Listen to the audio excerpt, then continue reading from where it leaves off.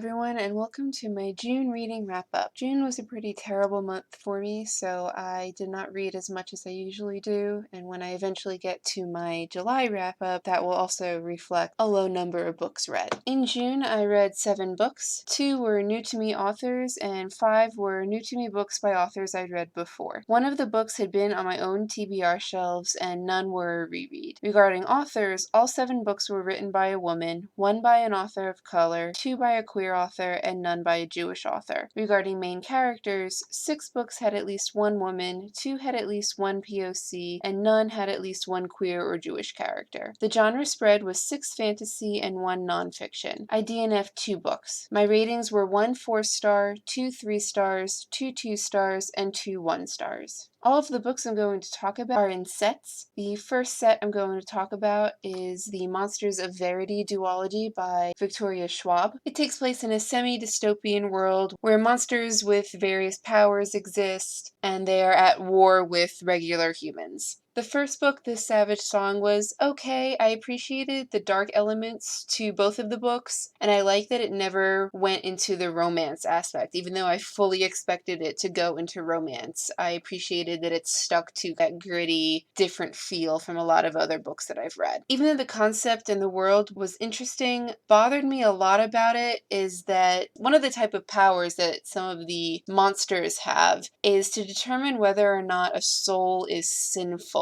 And I thought that got really sticky throughout the book in who determines what a sin is. There was never any discussion about that, and at one point one of the characters defends herself by killing someone else, and apparently that makes her soul tainted even though it was self-defense. And they never tackle that, which really bothered me. I didn't like that. It brought up a lot of questions about, again, who or what is making the determination on whether or not something is sinful. Wasn't on board with that, but I got through the first book and I gave it 3 stars. For the sequel, Our Dark Duet, I don't know if something changed between the writing in the first book to this one or if I just got tired of it, but there was a ton of introspection in this book. It was just constant emotions. It stalled the plot progression and I had it. I ended up skipping the middle 80% or so of the audiobook just to see what happens in the end, and I was able to pick up like I hadn't missed anything. That should be an indicator that something's wrong with the pacing and progression of a book, if I can just pick up by skipping 80% of the book. I was annoyed by the resurrection of the main antagonist from the first one. I thought that plotline was done, we could move into something new, but it just was a lot of the same old,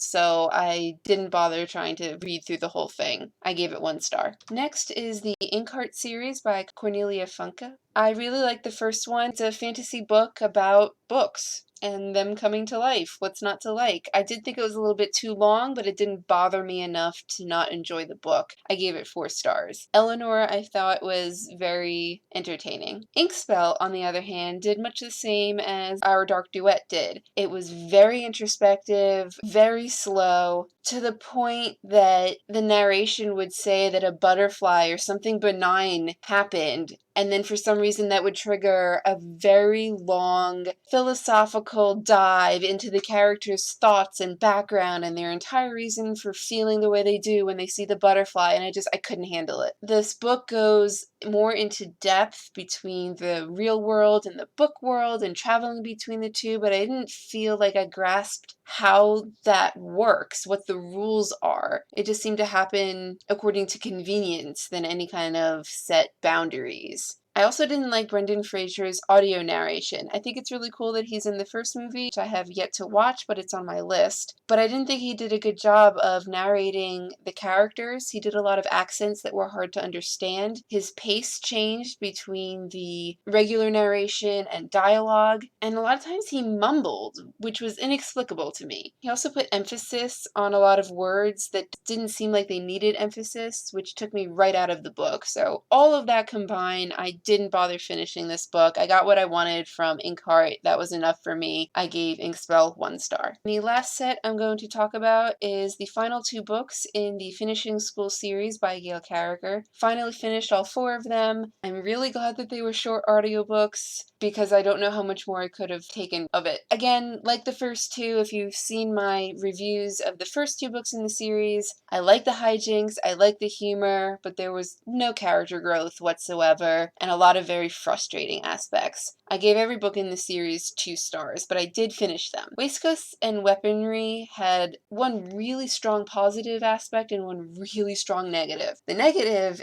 is the love triangle. I don't understand what Sophronia ever saw in Felix. He was a constant pompous, arrogant character, and for some reason the narration literally would say that she would think he's adorable after he does something super pompous. It made no sense. It was obviously just in there for the usual very tropey YA element, and I did not like it. The good thing that the 3rd book did was take the setting out of the school. Granted, it was on a train for a while, but at least getting out of the same type of setting, something different, really was a good move for this book. For the 4th and final book, they finally wrapped up the triangle. It went the way it was supposed to from the 1st book, so I was pleased with that. And I did like that the 4th book seemed to ramp up a little bit in the action. It was very well paced, and I enjoyed that. I have to say, my favorite character is probably Pillover. We needed more of him, and I would love to see a spin-off series of him. That's all I have to say about the Finishing School series. And that's everything that I read in June. Let me know down in the comments if you read any of these books and what your thoughts on them are. Thanks for joining me.